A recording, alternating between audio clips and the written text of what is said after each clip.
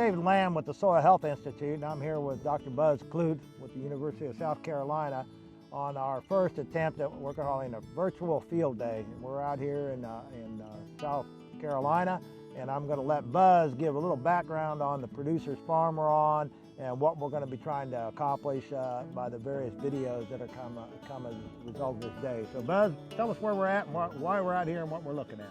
Just very quickly, what we want to do for today is kind of look at a few things. We want to really give you a little bit of a different window into soil health rather than just looking at a pure soil test. So we'll be doing bulk density, infiltration, we'll be looking at soil temperature, and then finally my favorite is looking at nematodes. So this farm has been operated by Jason Carter. We're over in Eastover, South Carolina, sandy coastal plain soils, mainly sandy loams, loamy sands, and in the bottoms we'll find loams. So fairly well-drained soils. Jason has been planting cover crops continuously, or not every off-season since 2012, and I joined him in 2013 on a conservation innovation grant. To give you an idea, he's probably increased his organic matter on the Norfolk sandy loams. He's increased his organic matter by about 0.8%. Jason's rotation is primarily corn and soybeans, but he really likes to stretch his rotations. He's tried peas. He has done 30-inch cotton. He did that 2 years ago. Cotton price wasn't good enough this year. This is his first year in a long time of small grains. And instead of double cropping soybeans behind the small grains, he's going to go ahead and do some warm season cover crop. So Buz, before we break up here, why, you say you hadn't been raising wheat, what advantages are there to adding wheat back into a rotation from a soil health perspective? Well, I think what I've seen, certainly from another producer that has been really consistent in keeping small grains of Sunny Price in his rotation, is I think, and farmers report that it has a very important effect on soil structure. So you've got a much higher population of the wheat over here. So even though the root goes down a little, it doesn't go down as far as, say, a nice rye plant.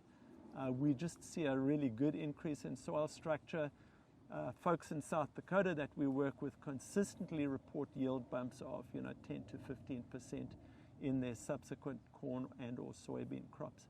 So I think what we're seeing is improved soil structure, improved moisture, and when we go ahead and look at infiltration rates, you'll see how good the infiltration rates are on this field. One final thing, these are all demonstrations that producers could do on their own if they wanted to? Yeah, if I can do them, a producer can do them. Well, there you go. Well, we look forward to walking through these demos and these tests, and we'll just look for those in the future videos here. Thanks, David. Buz, we're out here in this wheat field on Jason's farm. What are you going to do with these rings here? Well, one of the things is infiltration rates are pretty important, and we like to show farmers what they are. Some of Jason's infiltration rates range from about 5 inches per hour to up to 20 inches an hour, and some of the places, on average I would say about 6 to 8 inches an hour, which is pretty good. But what I wanted to do here was, I really like having 4 infiltration rings at the same time, just to kind of show how variable it is. So if you just do one infiltration test and say, oh, the infiltration rate is 5 inches an hour, that's not really representative. Just over here, Jason combined his wheat here about a week and a half ago. He's going to plant warm season cover in this, and he's just waiting for this flush of weeds to come out. So we've got pigweed and sickle pod mainly, and a little bit of blackberry I see as well. So he's going to do that, but in the meantime we'll go ahead and just do some infiltration. Okay, now these rings, anything special about them? No, but I got them from a place called Conservation Demonstrations, out in Kansas. So that guy does the rainfall simulator. And I really like the idea of having 4 identical rings. So that's basically it. And these are just 6-inch diameter by 6-inch length? Yeah, I don't know if they're 6-inch length, but certainly 6-inch diameter. And one of the things you can see is they've got a beveled edge, a slightly sharp beveled edge on the one side, which helps. It helps getting them in the ground here, okay. Okay, surface texture. This is mapped, I believe this one is mapped as a Norfolk loamy sand. Okay. So if my memory serves me correctly, organic matters are now up to about 1.5%. He's been no-tilling or strip-tilling for about 20 years, but 7 years he's been very, very consistent cover cropping. This is his first year of wheat in many, many years over here. So it's a Norfolk loamy sand. So I go across the road, what would the organic matter be over there? It depends where you are. So we're going up to 2% in our Marlborough soils, and then the maximum is about 1.5 to 1.8 in the Norfolk. Keep in mind that 7 years ago the Norfolks had about 0.9%. So he's raised at a half. Probably 50 to 80%, some places 100% in 7 years. Okay. So in terms of why do we care about infiltration, I mean, farmers have to harvest sunlight and water. And now that sounds a little bit simplistic, but sunlight, we're harvesting sunlight through our cash crops and then our cover crops. That's the sun's energy bringing in organic matter, basically carbon into the soil through root exudates and then plant residues. But we have to harvest water as well. So when we're doing cover crops and when we're following these soil health principles, basically what we're trying to do is create soil structure. So soil texture is the combination of sand, silt, and clay. Soil structure is how these soils are aggregated together. I don't know if you've got your trowel, but we can look at it later on. But you know, basically how granular is the soil. So we actually see on Jason's soil that there is some granular structure even though it's a complete sand. And you can see that looks like little BBs. Mm-hmm. Now that'll be on the top inch or so. It's much more apparent in April when he has a cover crop. In classic pedology, soil texture is often going to determine what your drainage is, especially if you've got sort of conventionally tilled fields. But what we've noticed is soil structure is that you're creating these soil aggregates, and then you've got macro pores, big pore spaces, or a mixture of small, medium, and large size pores that are places for water to go into. So your large pores are going to drain very, very quickly. Your medium pores are going to hold the water for a little bit longer, and then your tiny pores are going to hold it for a much longer time. So the micro pores are going to be between particle and particle, but with soil structure we've got macro pores. That's going to allow air and water to go into the soil much more easily and move and diffuse across the soil. Okay, so we're gonna just hammer this in, and we're gonna do this 4 times. And then I've got a log sheet for you, and you and I can basically just run the infiltration rates. Remember, we're going to do 2 inches. Basically, we're going to allow 1 inch to drain, and then go ahead and do another inch. Okay, and then we've kind of picked this one as looks like a wheel track from his combine. Okay. So this, I guess the weight of the combine, we'll see what kind of impact it's had on the. Yeah. So why don't you let me do that, and you write down wheel track. Well, I was in the mood to hit something. You can do that. My writing's just awful. Oh, well, that's not much better, but. So you're going to knock it until you're about 1.5 inches. You're pretty close. So I think that's perfect. Okay. So you can see now you've got about 1.5 inches. So where do you want to go with the next one, David? Let's go out here just behind us. So get out of the wheel track. How's that sound? All right. Sounds good. So leave the residue and everything in.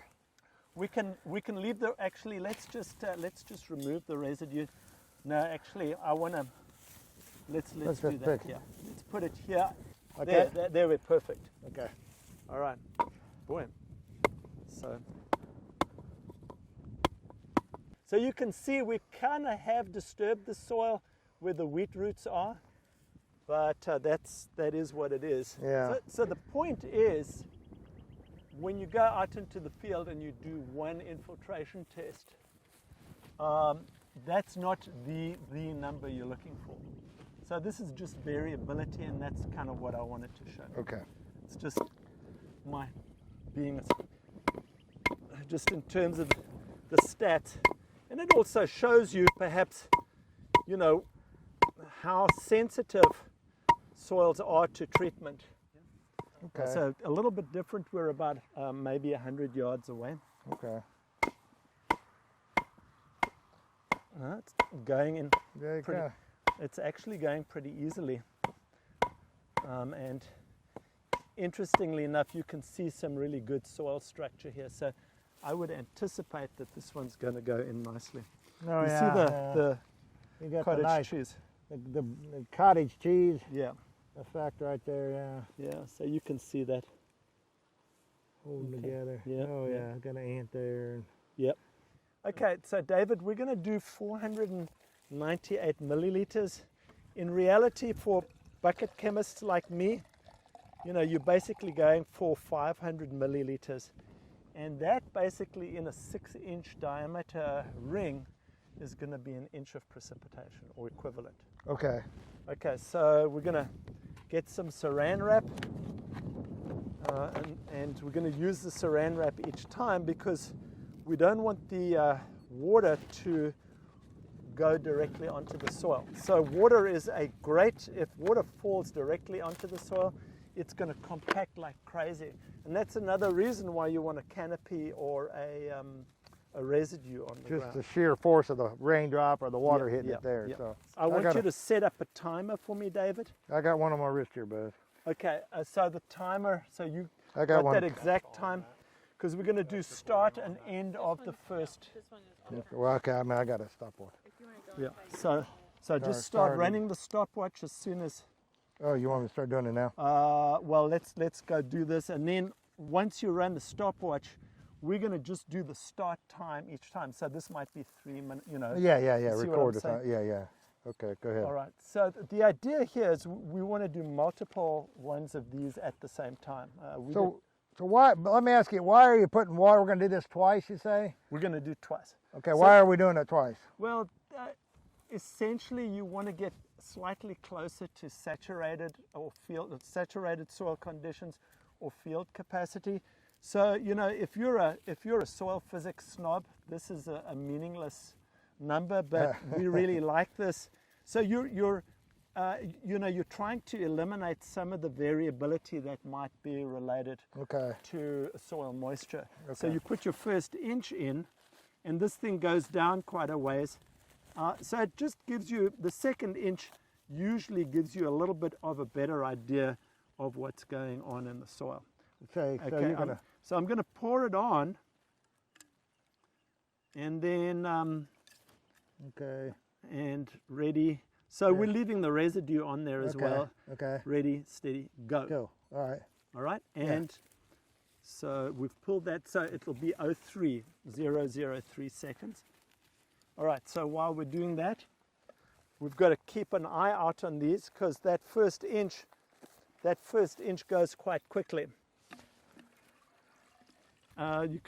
This is not exactly sophisticated technology. So, okay, David, pour it in for me. And then I want you to watch your, there we go. All right, there we go. Oops, sorry, bud. Okay. And I want you to watch your Okay. time. Ready, steady, go. 209. 209. Yeah. Okay, watch this. Watch this quickly because it's done. 209. And hang on. You can see it's nearly gone. 209. Sorry.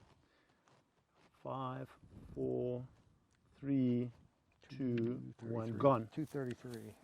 201 to 233. 209. 209 to 233. Right, David.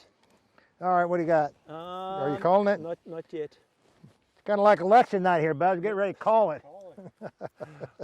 All right, go. I'm gonna. I'm 12:28, and I'm gonna. Well, there's a little puddle right there. Give it a, yeah, it's still not quite there. So 12:28, yeah. So that's 7 minutes, or A little over 7 minutes, yeah. A little over 7 minutes. 7 minutes and 25 seconds. So 7 divided by, or 60 divided by 7 is, you know, somewhere around 7 or 8 inches an hour. Oh yeah. That one's done. Okay, not yet. All right, let's call this one as well. I call it 1308. 1308, okay. What kind of effect does this have on the water that's available for the plant or how he irrigates? Yeah, well, obviously this is all rain-fed over here. He does have a pivot system, but really what we like to talk about is as his infiltration capacity has increased and his available water capacity, you know, his crops are able to hold on 3, 4, 5 days longer than another crop before it fails. So I can't remember if it was 2015 or 2016, we had a drought where most guys basically zeroed out their corn. He still harvested 80 bushels. So it's a fairly big difference. Interesting, this is a sandy soil.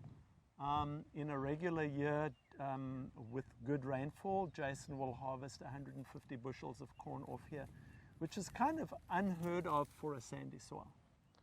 So, or at least in Norfolk. Yeah, I got to say, you were talking about what impact does the increase of organic matter? What you said about half, maybe 0.75% increase. Right. Well, we're thinking that's going to give him about an extra. Every increase, a percent increase, nominal percent increase, is going to give him 19 to 27,000 gallons. So basically, every percent increase will give in the ballpark of an acre inch. You know, we honestly don't know, but we think at least his available water capacity has increased by that much. So that stretching out that period before the crop goes under stress and starts to impact yield, I mean, that's huge, isn't it? Yeah, it's huge. I wish we could quantify it a little bit more. We haven't done that, but conceptually, that's what's happening here. We've got more carbon in the soil, and more carbon in the soil allows us to hold more water, allows us to infiltrate more water. And you can see that here. Well, shall we go to the tree line quickly? Yeah. I'm kind of glad we picked this coarse soil. We could be out here for hours. Okay. All right, we're ready? Ready, set, go. 15, 16. Okay, you guys come in quickly because this is, I mean, look at this. That's the first inch. And it's gone. What? Not yet? It's too dark. Okay. All right. It was 30, gone in 20, 23. Actually, it's done, right? Yeah. 30. It took 14 seconds. 15 seconds. All right. All right. Good. Okay. This should run pretty quickly. So this is the second inch. Yeah. Ready? Yeah. Set. Go. 24, 23. Oh my goodness. Okay. You've got 23. Some critter holes there as well. 23, 24. Yeah. So this is. Well, you can see how rapidly that's going in there. Why don't you point your finger down in there? Okay, can you see that? So you can already see, you know, this is, yeah, it's going to be gone. So that was a really good idea, just to look at Mother Nature's infiltration rate. So natural systems, you know, this is how quickly they take it in. I'm going to call it, hang on. I'm going to call it 24:01. So how many seconds was that? That was 35 seconds. 35 seconds. 36 seconds. 36 seconds for the second inch. So really phenomenal, you know, and this is obviously turf grass. It's covered with the root year round, that kind of stuff. Yeah. So. Well, I mean, when you talk about the planting principles, you know, you got a living root most of the year. You got residue cover out there all the time. Yep. You generally have diversity of plants. Yeah, although this is a Bermuda, it's mainly Bermuda grass, but you've got other broadleaves and stuff. And then you have no disturbance going on. So, zero disturbance, yeah. But I mean, that's impressive, but still Jason's system is pretty impressive too. So here we got 60 inches an hour almost. I mean, Yeah. you think about it. For the Yeah, for the second inch compared to 20 or anywhere from 10 to 20 inches or Yeah. 9 to 20 inches out in his field there. And then in the wheel track, we still have 4 inches an hour. Yeah, So yeah. where he had traffic, and remember we had really, really wet fall, and so we had some printing going on, but so that's impressive, 4 inches an hour. You know, the other thing you think about too, Buzz, is that, not only is he trapping that water, it's getting down into the soil profile and he's been able to use it, but if you put that on like a watershed scale, what kind of impact would that have to society by reducing runoff and not causing flooding and those types of things? I mean, that was my epiphany in 2010 when I made Archuleta. I never knew you could change the soils. Yeah. I'm an aquatic scientist. Oh, yeah. And I was frustrated because we just couldn't put enough field borders and filter strips and buffer strips in. And the moment I heard you could change the soils, that was the last time I looked at aquatic sciences. That's why I fell in love with soils. Well, we tend to accept the degraded system as being the normal, when really this is the normal system that we ought to be striving to. And we're not there, but we're getting closer. That's pretty impressive.